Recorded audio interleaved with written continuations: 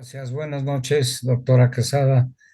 Realmente agradecido por una presentación tan linda, pero todo lo que dice que soy ex, pues lo único que queda es que soy amigo de todos ustedes y que para mí es un gusto, un honor poder charlar con ustedes en la noche de hoy sobre la utilidad del ultrasonido en el trauma ocular. Seguramente, como en todas las charlas de ultrasonido, las imágenes que vamos a poder valorar son ampliamente conocidas por ustedes, pero a base de ver y ver es como aprende uno o puede uno cotejar los hallazgos que uno ha encontrado en sus casos. Así que sin más, empezamos con lo que es la clasificación del trauma. Este está clasificado como globo ocular cerrado, el cual puede ser una contusión o una laceración. Por otro lado, el globo ocular abierto puede tener ruptura o laceración y esta a su vez poder tener una lesión penetrante, perforante o con cuerpo extraño intraocular. Lógico, como médicos, tenemos que hacer una historia clínica poniendo énfasis en la anamnesis detallada del tipo de trauma, es decir, el tiempo de evolución, la forma en la cual sucedió, con qué fue, y graficar las condiciones de ingreso. ¿Por qué? Porque hay que descartar un maltrato infantil cuando la herida es un niño o agresión, ya que estas pueden tener siempre una implicación legal. Vamos a echar mano de lo que es la ecografía estandarizada. Es obtener imágenes por un bidimensional con transductor sectorial enfocado de 10 MHz, tanto en un corte transocular como paraocular. Una scan estandarizado con un transductor lineal no enfocado de 8 MHz, también transocular o paraocular.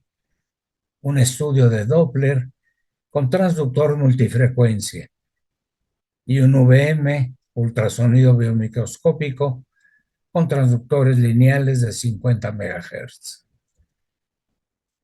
Hacemos ecografía de tipo topográfica para situar geográficamente en el globo ocular o la órbita donde queda la lesión. La ecografía cuantitativa, la cual nos permite saber la densidad del tejido que hemos encontrado, y cinética para valorar el movimiento de esas estructuras o la vascularidad del mismo. De preferencia, hacemos el corte colocando el transductor sobre el globo ocular. Si no es posible esto, lo hacemos por los párpados, con anestésico local y medio de transmisión, la metilcelulosa al 2%. Equipos que hemos utilizado y que lo hacemos actualmente, obviamente ya no el Bronson Turner o CRET 7200 del año 73, que empezamos a hacer esto, el VM de Zeiss, el de Paradigm, el CineScan S, el Accutom, el Absolute, y de Doppler tenemos en el hospital el Accuson NX3 Elite para ver el flujo vascular de las estructuras. Esto se lo debemos, ya conocen ustedes, los trabajos de Moon y Hughes en 1956 para el A, para el bidimensional Baum y Greenwood en 58. Carlos Soynik nos deja el concepto de estandarizado en 1960. George Pavlin, el VM en 1991. Y Doppler desde 1842, el concepto, y iniciado en el área cardiovascular por el japonés Nimura y Sotomura. Vamos a utilizarlo primordialmente cuando hay medios opacos.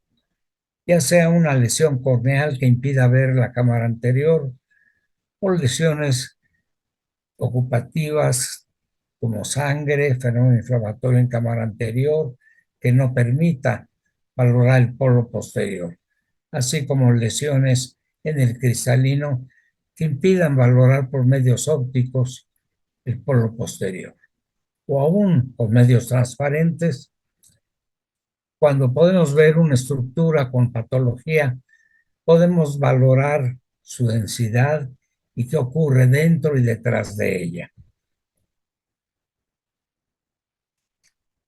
Podemos hacer técnicas de inmersión con un lente lleno de material de contacto para transmitir ultrasonido, sobre todo en la inmersión para un eje anteroposterior o para buscar patología.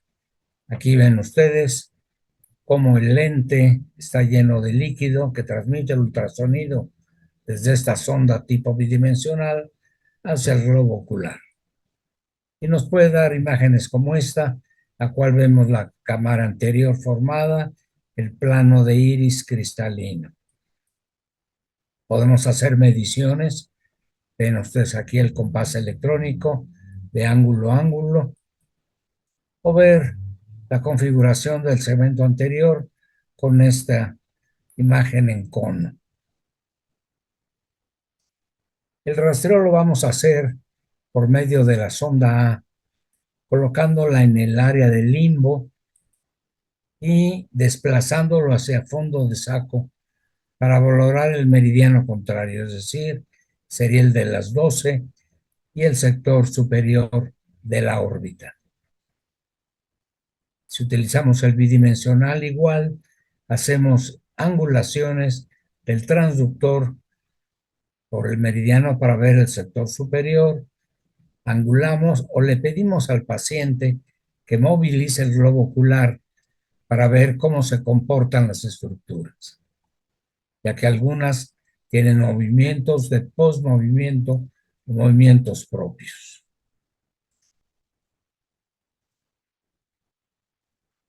El VM lo colocamos con medio de inmersión mediante una tina con una amplitud mayor que la de eje anteroposterior y hacen el movimiento lineal para poder obtener las imágenes, vean ustedes aquí en el ángulo, la periferia de córnea, cámara anterior, iris y cuerpo ciliar. O utilizamos el sistema de ClearScan, que es este capuchón lleno de líquido, el cual transmite el ultrasonido, y esa membrana es la que toca las estructuras del globo ocular. Tiene la amplitud mayor de limbo a limbo, todo el cuerpo ciliar, el área pupilar, cristalino. Primordialmente para las lesiones en segmento anterior. Y el Doppler igual que se coloca tanto paraocular como transocular y nos dibuja perfectamente la vascularidad de cualquier estructura. Algunos casos en los cuales, perdón, hemos visto cómo este cuerpo extraño en córnea, si hubiera una opacidad completa de la córnea, no podríamos detectarlo. Mientras que el VM nos demuestra la densidad mayor correspondiente al cuerpo extraño y la atenuación posterior sobre el área del iris. Otro ejemplo, en el cual el cuerpo extraño está en el estroma y provoca gran atenuación sobre el iris. No es que haya una falta de tejido iridiano, sino que la falta de inscripción del tejido al momento de hacer el estudio por la densidad mayor de lo que encontramos en la córnea. Igual, cuerpos extraños en cámara anterior pegaditos al endotelio nos dan los ecos de repetición característicos de los cuerpos extraños. Si el trauma ha sido lo suficientemente intenso, El cristalino puede estar luxado y puede estar luxado hacia adelante, es decir, hacia la cámara anterior, como ustedes ven aquí, y claramente no necesitamos ultrasonido, pero si quisiéramos hacer el diagnóstico cuando la córnea está muy opaca, entonces podríamos delimitar muy bien a todo el cristalino en forma oval, desde la cápsula anterior a la posterior, de ecuador a ecuador, y ver qué pasa en su interior. Aquí vemos el área pupilar y la cámara anterior ocupada por el cristalino. En este otro ejemplo es con equipos más modernos, ya que va de limbo a limbo el corte. Vemos el área pupilar y la imagen ovalada característica del cristalino. Este puede estar no luxado hacia adelante, sino hacia atrás, hacia la cavidad vítrea, como este caso en el cual está únicamente adherido por un poco de célula por detrás del iris en esta zona, el resto del cristalino hacia cavidad vítrea, o que esté realmente totalmente luxado, como este caso. Vean ustedes aquí la imagen del nervio óptico, sector temporal, ya que es ojo derecho, meridiano de las 9, y el cristalino dando opacidad en su interior y una atenuación escleral o sobrazónica característica. Igual en otra zona, otro cristalino totalmente luxado, con opacidad, densidad muy aumentada, puesto que nos da tanto ecos de repetición como una zona de atenuación escleral importante. Puede ser que no esté luxado, pero sí que el trauma haya lesionado la cápsula posterior. Entonces podríamos obtener imagen de corteza cristaliniana protruyendo hacia la cavidad vítrea. Aquí está el área del cristalino en un corte muy angulado desde el polo posterior hacia adelante, haciendo una mirada extrema, entrando por el lado temporal, y la corteza haciendo presencia en el vitro anterior. Aquí mayor es la ruptura, la corteza saliendo hacia la cavidad vítrea, la cual tiene ecos puntiformes que pudieran corresponder a una hemorragia vítrea o a fenómeno inflamatorio. Aquí este otro en que la ruptura se encuentra en esta zona de la cápsula posterior y los ecos correspondientes a la corteza saliendo hacia la cavidad vítrea. El cristalino puede reaccionar con opacidades después de un trauma y empezarse a reabsorber en forma directa, para lo cual el ultrasonido biomicroscópico nos va a permitir valorar la cápsula anterior, la cápsula posterior y una disminución del grosor con opacidad en todo el estroma, en la corteza, y no definimos perfectamente bien el núcleo, ya que puede estarse reabsorbiendo a través del tiempo. Si el trauma provoca una lesión que haga sangrar en la cámara anterior, vamos a obtener esta imagen clínica de imagen en bola 8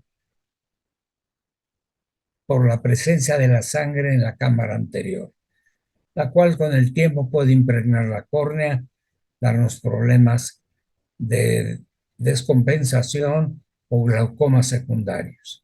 Por lo cual es importante que al tener este tipo de trauma valoremos si esta sangre que está aquí dentro es por alguna causa en especial. Aquí vemos cómo este lente intraocular se encuentra aparentemente en posición normal, ya que era de cámara anterior.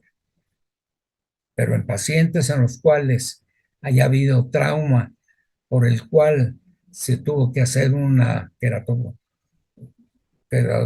implante corneal, vemos que este se ha opacado y vemos que la presencia de un lente intraocular, el cual se encuentra desplazado hacia adelante, tocando el endotelio y provocando además esa descompensación corneal.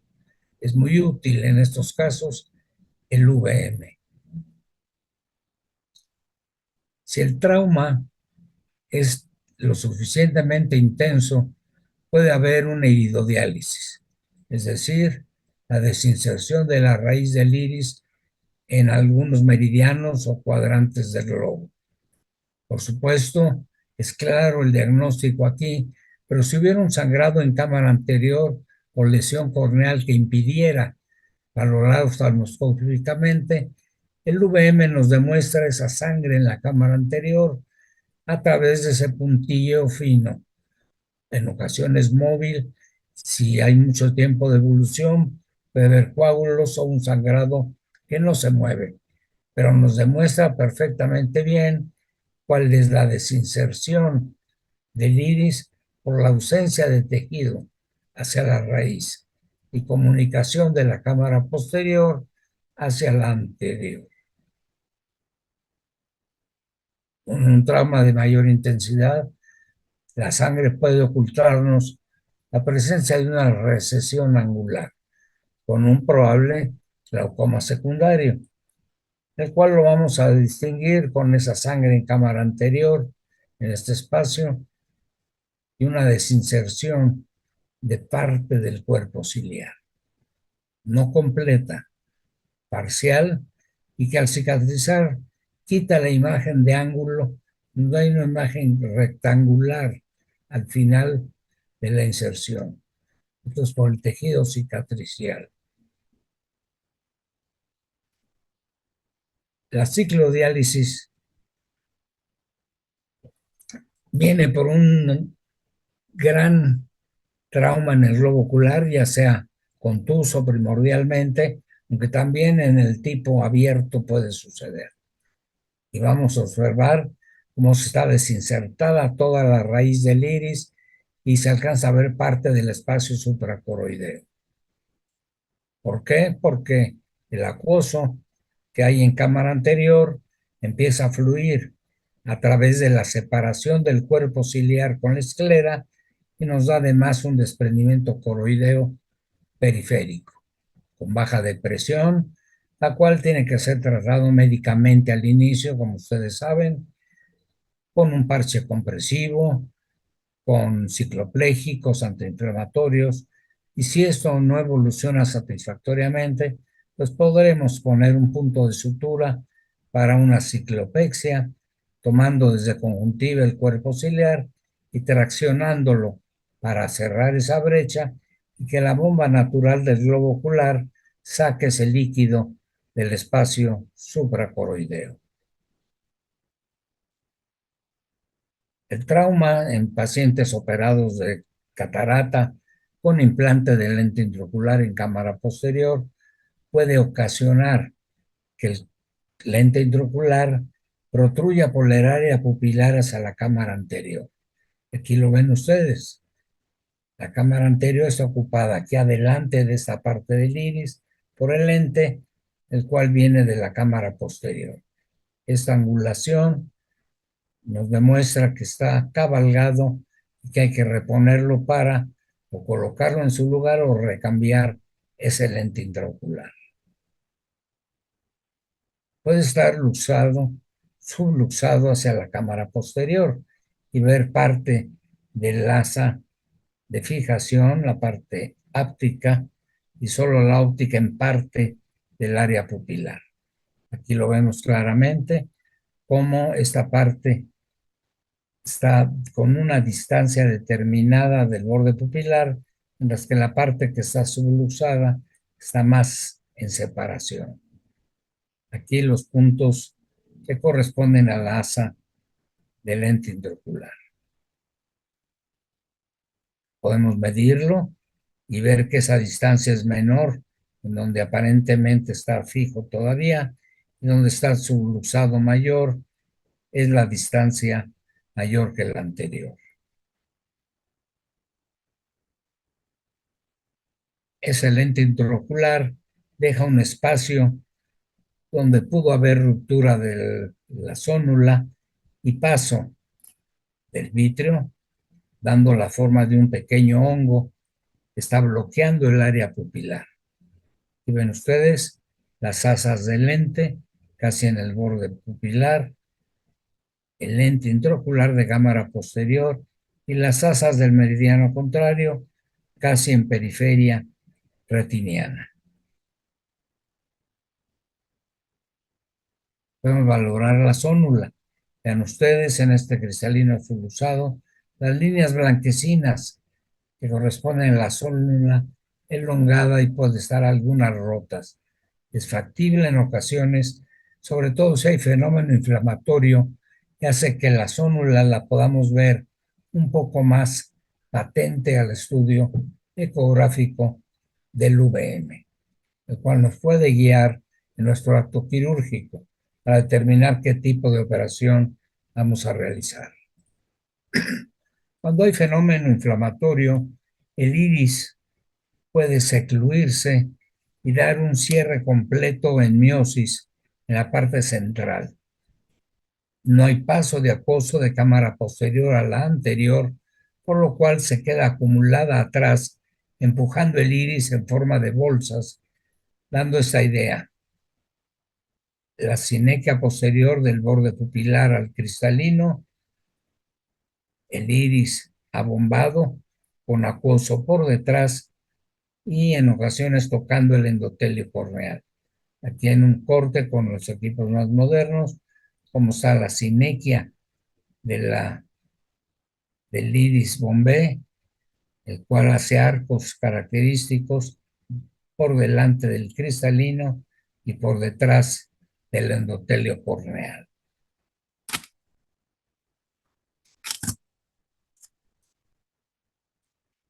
La hemorragia vítrea es también causada por un trauma importante, el cual nos permite clínicamente ver esas membranas vítreas o hialoides impregnada y no deja ver el polo posterior.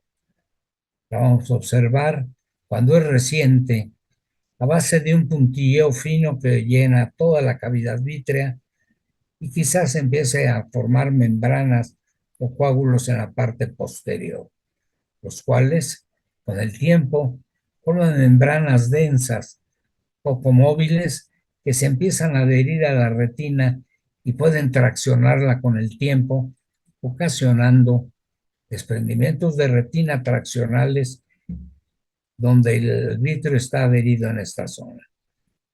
Ese vítreo, para no confundirlo con retina, vamos a observar el movimiento característico de la hialoides, que es lento, amplio y que es característico de un vítreo desprendido. La hemorragia subhialoidea, vean ustedes aquí cómo se encuentra el acúmulo de material hemático por detrás de la hialoides posterior. Ecográficamente veremos a la hialoides posterior desprendida con un puntilleo fino por detrás que casi siempre es móvil, pero que en ocasiones, a pesar de ser de baja reflectividad, puede condensarse y dar un ifema posterior. En ocasiones puede confundirse con un desprendimiento de retina. Aquí la ecografía tipo B, cinética, nos permite valorar el movimiento de esa estructura y cómo se escurre por la pared, se mueve, indicándonos que no es una membrana tipo retina, sino un acúmulo de sangre libre en el espacio subhialoideo. Los cuerpos extraños intraoculares anteriores, vamos a valorar este con VM, el cual en esta zona de la raíz del cuerpo ciliar, ven ustedes esa densidad mayor que provoca atenuación posterior, característica de los cuerpos extraños metálicos, además de un desprendimiento coroideo periférico. El cuerpo extraño podemos no verlo directamente con ultrasonido, pero sí los efectos que provoca, esa cadena de ecos en forma de haz de luz de un faro. El cuerpo extraño estará por aquí y la gran cadena de ecos de repetición que hacia la profundidad van disminuyendo de amplitud, igual que una gran atenuación de tejidos orbitarios. Aquí vemos el cuerpo extraño y sí, sus ecos de repetición característicos. Y si es pequeño, podemos medirlo fácilmente, diagnosticarlo también por la atenuación escleral característica. Cuando obtenemos estas imágenes, tenemos que disminuir la ganancia de nuestro equipo para ir quitando los efectos secundarios del cuerpo extraño hasta quedarnos únicamente con la imagen del cuerpo extraño en la cavidad vítrea. Y valorar además los efectos que ha provocado al penetrar el globo ocular, es decir, un sangrado, como ustedes ven aquí, una hemorragia vítrea o un pequeño desprendimiento de retina agregado al cuerpo extraño intraocular. La retina puede lesionarse por un trauma y dar desgarros casi siempre periféricos o en el ecuador, los cuales los vamos a observar como una membrana pequeña, ligeramente separada de la pared.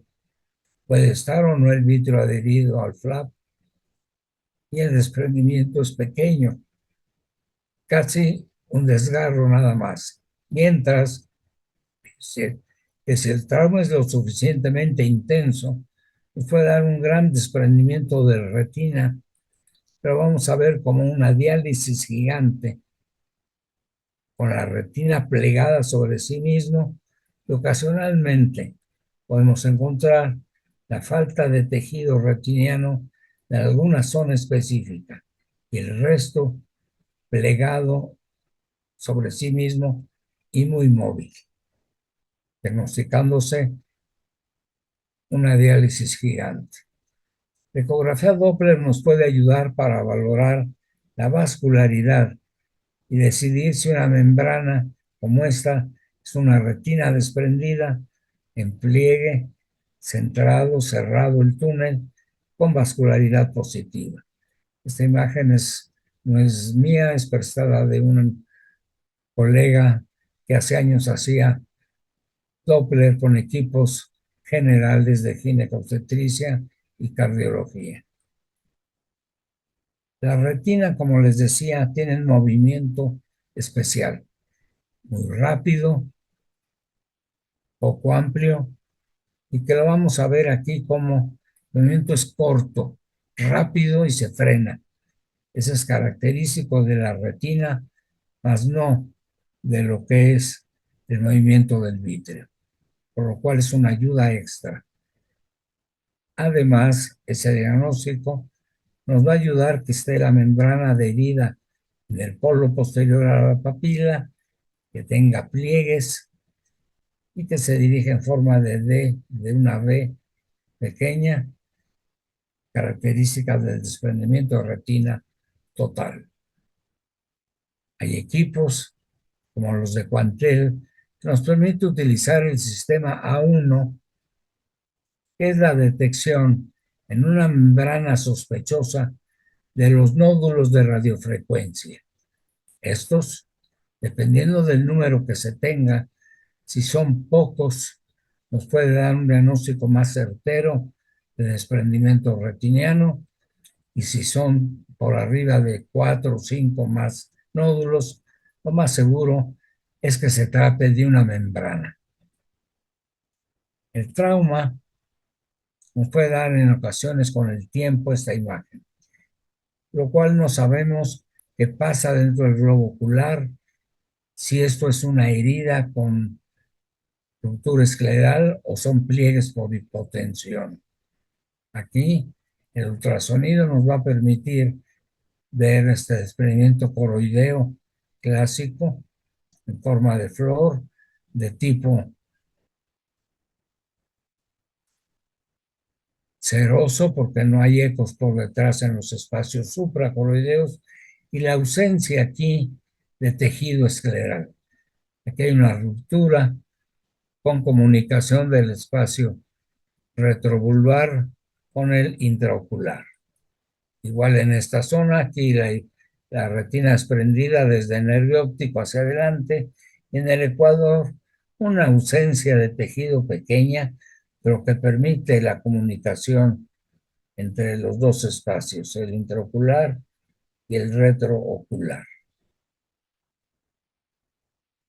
Aquí en forma mayor, desorganizada toda la zona de tejido intraocular, con membranas, hemorragia, desprendimientos coroideos de retina y la ausencia de tejido casi siempre es a nivel de ecuador, correspondiente a ruptura escleral, la cual permitirá el tratamiento quirúrgico que ya el cirujano esté previendo cuando revisa esos estudios de ecografía. O estos pliegues que no sabemos si realmente aquí hay ausencia de tejido, pues un pliegue grande de la esclera que no se inscribe parte del tejido y nos da idea de que este desprendimiento coloideo nos da una ruptura escleral, además de la disminución del eje anteroposterior. Siempre hay que pensar clínicamente a qué corresponde lo que estamos viendo en la lámpara de hendedura, en la oftalmoscopía y su correlación con los hallazgos ecográficos. Un paciente que tenga un desprendimiento retiniano de tipo traumático, en el posoperatorio podemos observar este cinturón o cerclaje como indenta la córnea, pero se mantiene la retina desprendida. Quizás no la podamos ver oftalmoscópicamente, pero en un corte transversal vemos el cinturón de cerclaje, como esta zona oscura, y dentro del globo ocular, la retina todavía desprendida, con pliegues que no ha sido posible reponerla a su lugar. En un corte longitudinal, desde el nervio óptico hasta el sitio en que está la indentación escleral, el exoplante, que parece un proceso ocupativo en la órbita por el material denso que es la esponja, gelatinas o silicón. Las retinas que han sido pasadas a cirugía puede haberse utilizado líquidos pesados, que son estas micelas que dan ecos de repetición pequeños como una cadena que siempre empieza más ancha y termina muy pequeña en la profundidad. Esto da idea de que el globo ocular, además de la retina que persiste desprendida en esta zona, tiene material que habría que quitar en la próxima cirugía. Podemos detectar quistes, como este quiste hemático grande, con un nivel dentro de él, y que nos da la idea de que ya es un globo ocular con un desprendimiento de retina antiguo.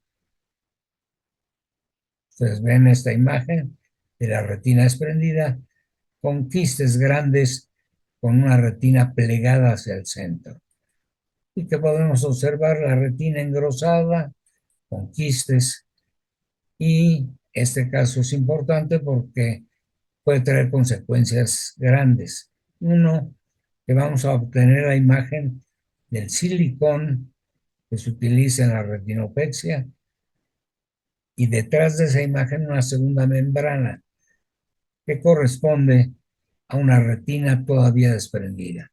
Y en el video nos permite valorarlo claramente, pero además ver micelas de líquido pesado por detrás de la retina. Es decir, que esto impide que se adhiera a su lugar y se mantiene la imagen de dos membranas, el silicón anterior, la retina todavía desprendida por detrás y ecos de repetición de probables micelas de líquido pesado. globo ocular puede volverse tísico o atrófico con el tiempo, disminuir su eje anteroposterior, persistir la membrana desprendida de la retina y los depósitos de calcio en la pared posterior, que casi siempre son sobreporoides y que nos dan atenuación de los tejidos orbitarios y ecos de repetición en algunos sitios. Al movimiento ven ustedes en tiempo real cómo ese tejido grada los ecos de repetición característicos y la atenuación por la gran cantidad de calcio que tiene ese globo ocular, amén de un eje anteroposterior disminuido.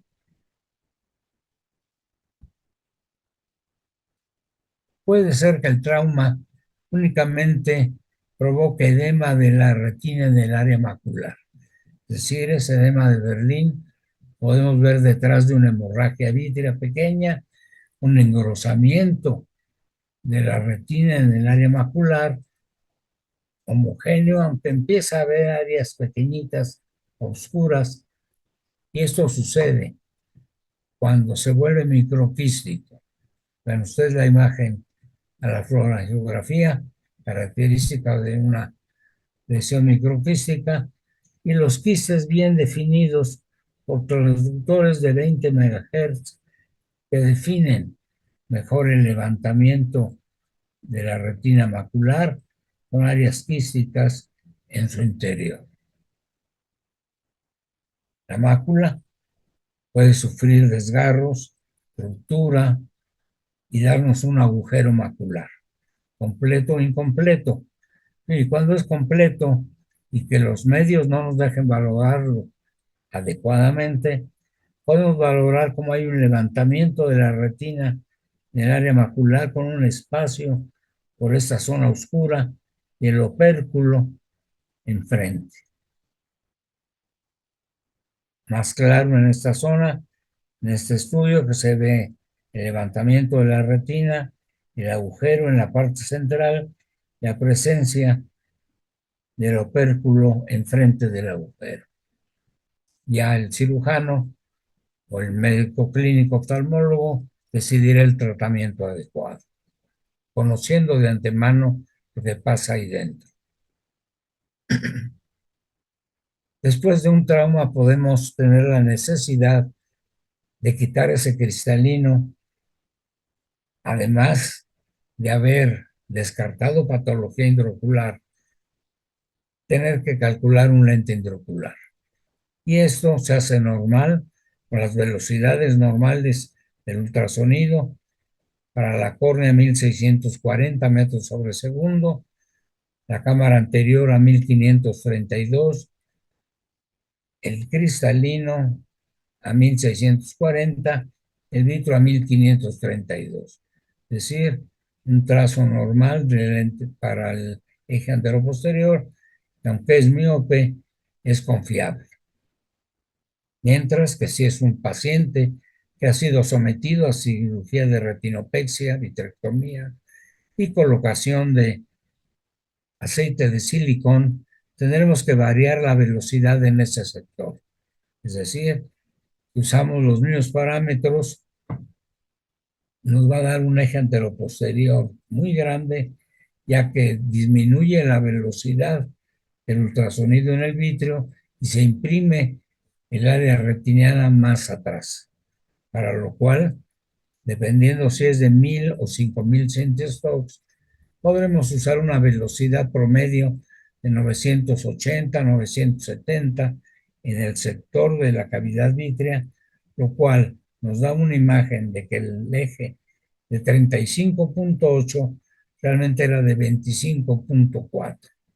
Eso quiere decir que si hubiéramos usado esta distancia para calcular nuestro lente, tendríamos por lo menos 20, 25 dioptrías negativas en el lente, tenerlo que compensar y recambiar, por lo cual siempre se ha preferido utilizar esta velocidad del ultrasonido en el sector de la cavidad vítrea.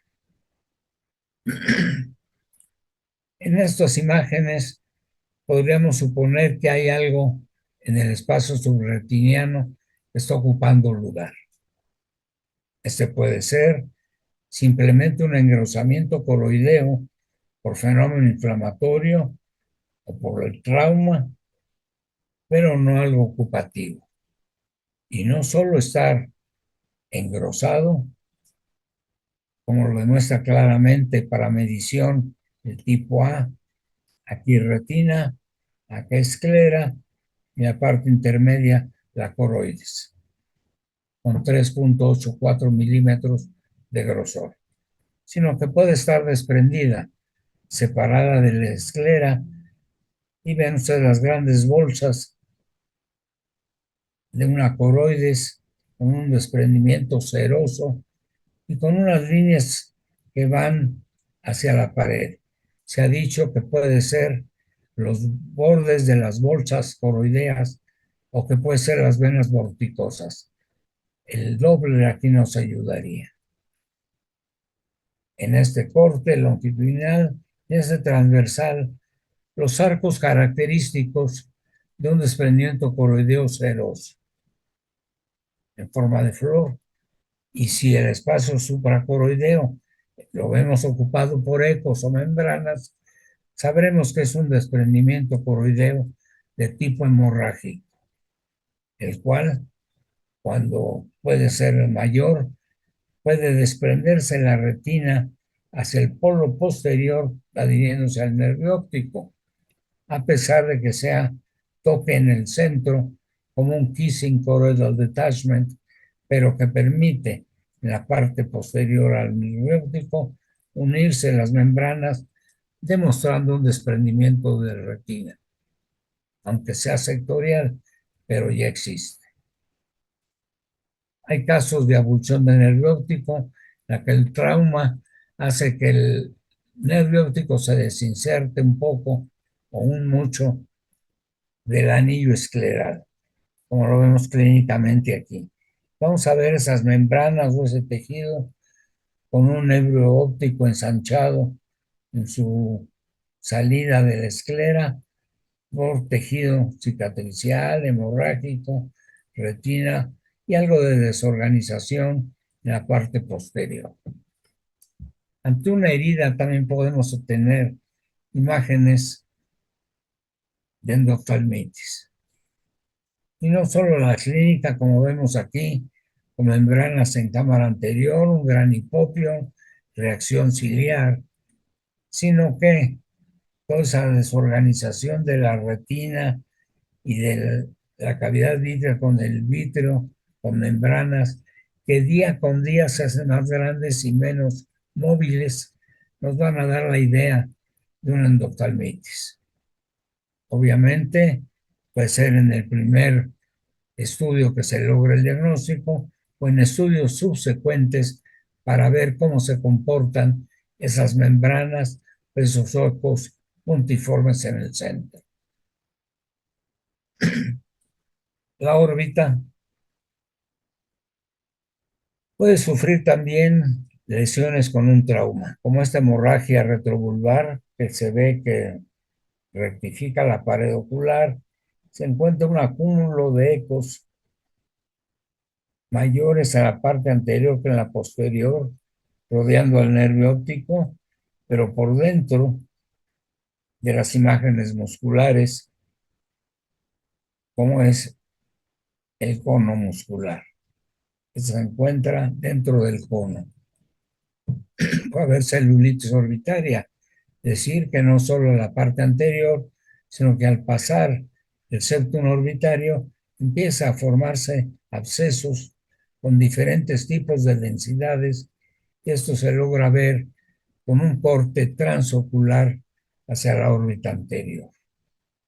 Puede haber presencia de cuerpos extraños en esa órbita, como aquí vemos este globo ocular con la imagen del nervio óptico, la imagen del músculo es meridiano de las 9 en ojo derecho, por lo cual es el recto externo, y la imagen característica del cuerpo extraño, denso, con gran atenuación posterior.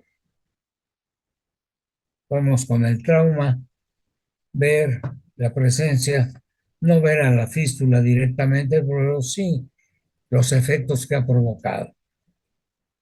Ingurgitación de vasos episclerales, aumento de presión intraocular por dificultad de retorno venoso, edema de conjuntiva, y la ecografía nos demuestra en un corte transversal a la vena oftálmica superior ingurgitada con flujo en su interior y un latido sincrónico con el pulso radial. La imagen clásica del flujo por ultrasonido, tipo Doppler. En general ven ustedes lo que en el trauma puede aportarnos en un estudio ecográfico, aún en herida abierta, para intentar evitar una segunda cirugía. Esto, si esto está realizada por un oftalmólogo experto con todas las medidas de higiene, gotas anestésicas y gel estéril, membranas estériles, guantes quirúrgicos, y si no es factible, lo hacemos transpalpebral, y si no, cerrar la herida y realizar el estudio posteriormente.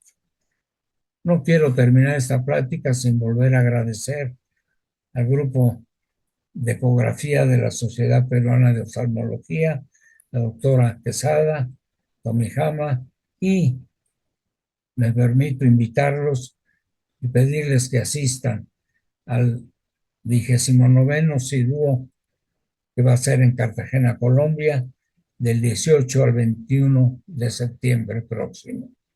Por su atención, muchas gracias.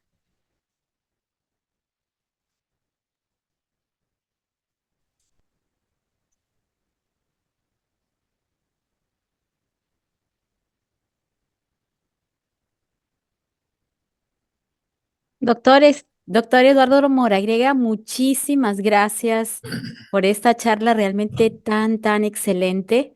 Y pues me gustaría que pudiéramos pasar a algunas preguntas. Si hubiera alguna pregunta dentro del público que hemos tenido, que ha sido un público muy bueno.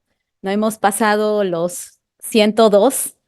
Y eso nos alegra porque es la forma en la que estamos hoy por hoy propiciando lo que es la educación, ¿no? El poder estar conectados con nuestros maestros y que el conocimiento realmente pueda ser propagado de una manera tan didáctica, realmente como usted lo hace, doctor. Eh, Ha sido un gusto haber podido platicar con ustedes. Gracias, doctor. Y me gustaría, por ejemplo, preguntarle, doctor, cuando tenemos un trauma ocular, sobre todo el residente, porque acá tenemos residentes que han entrado y muchas veces ellos llegan al ecógrafo y a veces los tienen en el mismo centro hospitalario y quieren hacer directamente una ecografía, ¿no? ¿Cuáles serían las recomendaciones? Bien, yo creo que aquí lo más importante, como todo en medicina, es no provocar más daño, lo cual va a depender del tipo de trauma que se encuentre. Si es un trauma con un globo ocular no abierto, no hay tanto problema más que no colocar mucha presión en el transductor para no aumentar el daño. Si es un globo ocular abierto, podemos además provocar una endoftalmitis si nuestro transductor no tiene las membranas limpias, estériles, y el cuidado es indispensable porque cualquier presión extra que se haga puede vaciar ese globo ocular. Por eso comenté al final que tiene que ser en heridas abiertas, sobre todo, alguien muy experto en apenas un toque ligero con el transductor cubierto con una membrana estéril para obtener una imagen. Y si no es posible, preferir hacerlo después de que se haya cerrado ese globo ocular o pedir que alguien más con más conocimiento de la presión que se puede ejercer para obtener una buena imagen, pedirle que nos ayude o retrasar ese estudio para el posoperatorio. Excelente, doctor. Muchas gracias, porque yo creo que eso es algo muy importante. y que todos puedan realmente tener el criterio y el conocimiento, porque a veces llegan, ¿no? Las ecografías son solicitadas y, como bien lo dice, son traumas oculares abiertos, donde más lo que tenemos que buscar es no hacer, como usted lo ha dicho, no hacer daño, ¿no? Y, Claro, y definitivamente siempre decimos, primero haz el cierre y luego vamos a ver al paciente, salvo que, ¿no? Como bien lo dice usted, doctor, sea en manos muy, muy expertas, porque definitivamente hay que hacerlo con un cuidado que solamente lo va a tener aquella persona que tiene mucha experiencia para no causar daño, sí. ¿no? Además, otro comentario. Sí, doctor, Va a depender mucho de qué paciente estemos enfrentando. exactamente. Un paciente con un traumatismo de esas categorías viene con una aprensión tremenda, con un dolor intenso y el cual no va a colaborar mucho para hacer un estudio. Entonces, alguien con no buen tratamiento con la mano puede ocasionar más lesión porque el paciente no coopera. En cambio, es eso, o un niño. Entonces, con cuidado con los niños y lo que comenté, siempre tratar de descartar que haya sido un trauma por agresión o maltrato infantil porque tenemos que graficar muy bien los hallazgos. Excelente, doctor, ¿no? Y sobre todo, como usted dice, en los niños, ¿no? Claro, Porque ya nos ha pasado alguna vez de que se ha hecho una ecografía y luego puede venir el papá y decir que se le ha hecho un daño, que después el niño estaba perfecto, pero después de la ecografía el niño ya no estaba viendo y que se le hizo algún daño, ¿no? Entonces claro, yo el creo que paciente o los familiares siempre van a pensar que lo que tienes porque se lo hizo el último que lo vio y ese fue el ecografista. exactamente, ¿no? Y eso es importantísimo. Y doctor, y el valor ahorita, porque cada vez estamos haciendo más VM. ¿Usted qué diría, doctor, acerca del valor de la VM en el trauma ocular? Pienso que ¿Qué aporte nos está dando ahora?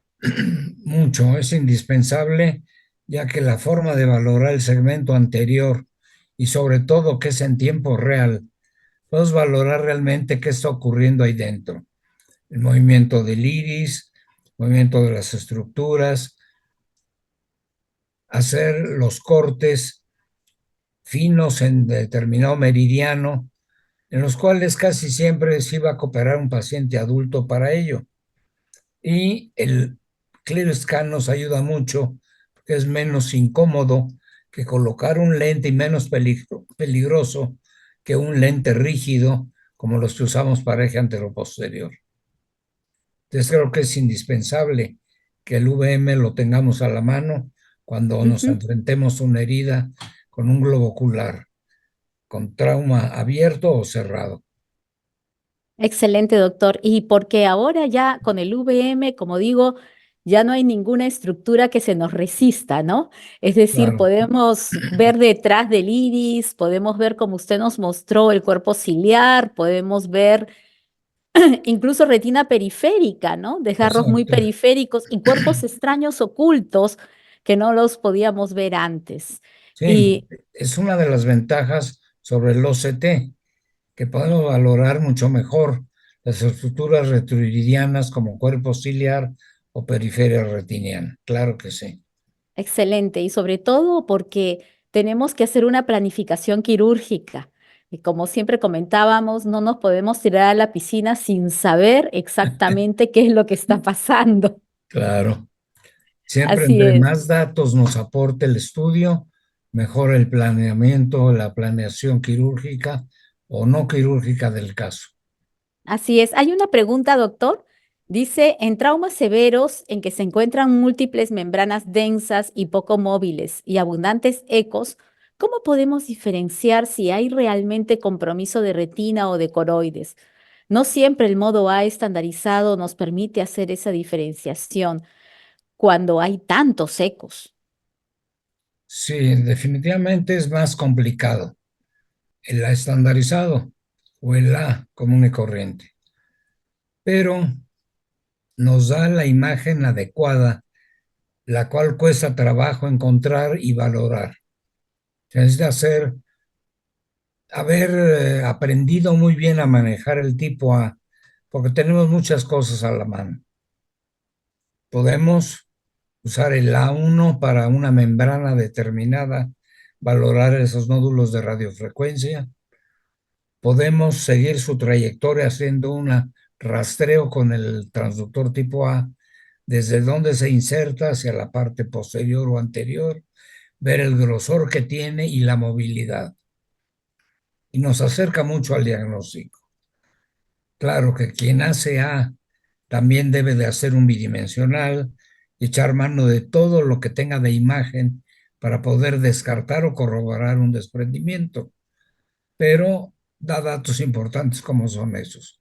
Una reflectividad de un 90-100%, un movimiento, un grosor parejo desde la periferia al polo posterior de esa membrana, mientras que las membranas tienen diferentes grosores. Su inserción sobre el nervio óptico y el A1 para valorar la radiofrecuencia. Y si tenemos un Doppler a la mano, pues nos ayuda también con el VMC, que es en periferia. Pero el A es suficiente para eso, por lo menos para pensar en un diagnóstico probable, no para una ratificación del 100%. Excelente, doctor. Y acá hay otra pregunta. Dice, ¿qué tips? Es un poquito lo que ya usted nos estaba diciendo. ¿Qué tips nos daría para diferenciar una hemorragia vítrea de un compromiso del vitrio por una endoftalmitis inicial? Somos oftalmólogos además de ecografistas, por lo cual nuestro pensamiento siempre va agregado a la imagen clínica Bien. de una reacción ciliar, de un compromiso de dolor, de un fenómeno inflamatorio anterior que nos ayuda a que los hallazgos ecográficos los encajemos más en un diagnóstico que en otro y sobre todo el seguimiento del caso. Muchas veces la evolución de esos ecos a formar membranas más densas, poco móviles que traccionan y desprenden la retina, van más sobre un fenómeno infeccioso que una hemorragia. Excelente, doctor, ¿no? Y como usted bien dice, ¿no? Una de las cosas que nosotros siempre comentamos y conversamos con los residentes, ¿no? Somos oftalmólogos, somos ecografistas y además de eso, la clínica, la evaluación del paciente, los detalles, la evaluación, el que hace ecografía tiene que tener definitivamente una lámpara de hendidura para poder evaluar al paciente, debe tener su oftalmoscopio para poder hacer el fondo de ojo y después igualmente cerciorarse y confirmar a través de la ecografía después de haber hecho toda una unidad clínica, ¿no? Entonces, eso es importantísimo dentro de la formación, porque a veces se piensa de que uno va a ser solamente ecografista y eso no es así. Otra cosa, quizás es meterse en política y no quisiera yo hacerlo y menos entre los países, pero creo que esto lo debe practicar primordialmente el oftalmólogo, no los técnicos. No por ir en contra de un técnico, porque puede estar muy bien entrenado. No es lo mismo un médico oftalmólogo que conoce el área, que conoce los mecanismos de producción de lesiones y cómo se ven clínicamente y obtener una imagen para compaginar, que un técnico que por mucho que sepa, por lo menos en nuestro medio, no es como en Estados Unidos, otras áreas, que el técnico tiene una experiencia especial.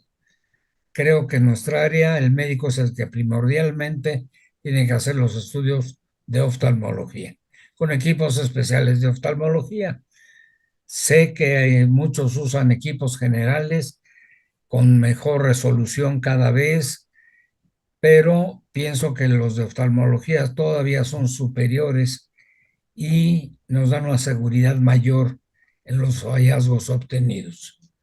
Los otros no se pueden descartar porque dan buenas imágenes, pero todavía no tan buenas como las de oftalmología. Así Sé es. que hay mucha gente que va a estar en desacuerdo con este comentario, pero desgraciadamente quienes aprendimos con el puro A, pasamos al bidimensional, al VM, al Doppler, todavía pensamos que es mejor estas imágenes que las que se obtienen con otros equipos. Así es, doctor, muchas gracias. Y es importantísimo, como usted dijo, de que nosotros como médicos oftalmólogos nos hagamos cargo de esta área y no permitamos definitivamente el intrusismo, ¿no? A veces hasta, como usted lo dice, un técnico que está bien entrenado empieza a hacerlo, pero ¿quién puede tener un mejor criterio diagnóstico que el mismo oftalmólogo, ¿no?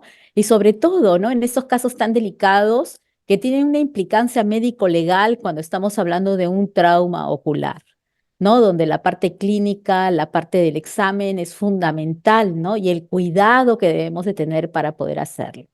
Sí, lógicamente siempre va a haber las excepciones en que alguien que no sea Así es. oftalmólogo tenga muy buenos diagnósticos, buenas imágenes, o tiene un entrenamiento especial, Y como los seguramente, radiólogos, claro, los y radiólogos seguramente que ha como, sido entrenado por un sí, oftalmólogo, ¿no? Muchos claro, de ellos, como los radiólogos como el doctor así Bellier, que es, es experto así en Doppler es. y en otras áreas, pues definitivamente son los ejemplos que rompen la regla. Y esos no les puede uno discutir nada porque tienen la categoría y los resultados para demostrar que sí lo hacen en forma correcta. Pero en la generalidad, creo que debería ser el oftalmólogo. Así es, doctor. Bien, doctor, acá lo están felicitando y están agradeciéndoles por esta excelente, excelente charla y realmente estamos muy, muy contentos porque eh, estamos justamente dando sitio para que todos los oftalmólogos, tanto del Perú como de Latinoamérica y todos los que quieran unirse, puedan encontrar en este grupo realmente de imágenes esta área tan importante de formación y sobre todo de adquirir las enseñanzas y los criterios necesarios para poder hacer la ecografía y poder Así ayudar, es. ayudar a nuestros pacientes y tener Claro, todas las herramientas necesarias. claro, Y compartir teniendo las siempre experiencias. en Buenas noches. mente que Ah, estos vale, son de tipo informativo, estas sesiones, no son de enseñanza que deben de hacer los centros de enseñanza así para es, oftalmólogos, para personal agregado, pero únicamente esos son informativos. Exacto, es así es. Y compartir gracias, experiencias. doctora Tomijama, también. Buenas noches, doctor. Disculpe, no pude estar de un inicio, pero sí estaba escuchando su charla. Agradecerle por compartir tantas experiencias y todo el conocimiento que usted tiene con nosotros. Y como usted bien dice, ¿no? Es para manos que están entrenadas, sobre todo en los casos difíciles de manejo. Pues, Y es esta ecografía ocular, con todo lo bueno que puedan tener otras tecnologías, la que nos lleva a nosotros a seguir adelante en poder tratar de ayudar a los pacientes, ¿no? claro que sí, Muchas doctora. gracias por su experiencia, Tiene toda doctor. la razón, tiene que ser un parteaguas de decir, voy a decidir pedir este estudio por el gran beneficio que me da para el tratamiento de mis pacientes. O si son tus propios pacientes, uno dirige qué estudio va a pedir, pero el de primera instancia debería ser el ultrasonido. Así es, doctor, así es. Bueno, doctor, queremos agradecerle a nombre de la Sociedad Peruana de Oftalmología y el grupo de imágenes por haber compartido esta charla tan, tan interesante y sobre todo tan didáctica para todos los que hemos estado realmente escuchándole, todos atentos y nuevamente felicitarle y gracias por la invitación también, que nos veamos pronto en el Congreso Mundial de Ecografía que se desarrollará en Cartagena del 18 al 21. Así Doctor, es, muchas gracias. gracias y Gracias a esperamos tenerle ustedes. nuevamente pronto. Claro, Sí, usted doctor, va a muchas ser un gracias. gusto. Muchas gracias. Estaremos molestándolo. No No lo hay dude, doctor, molestias, siempre es un placer. por su esta experiencia. Muchísimas gracias, doctor.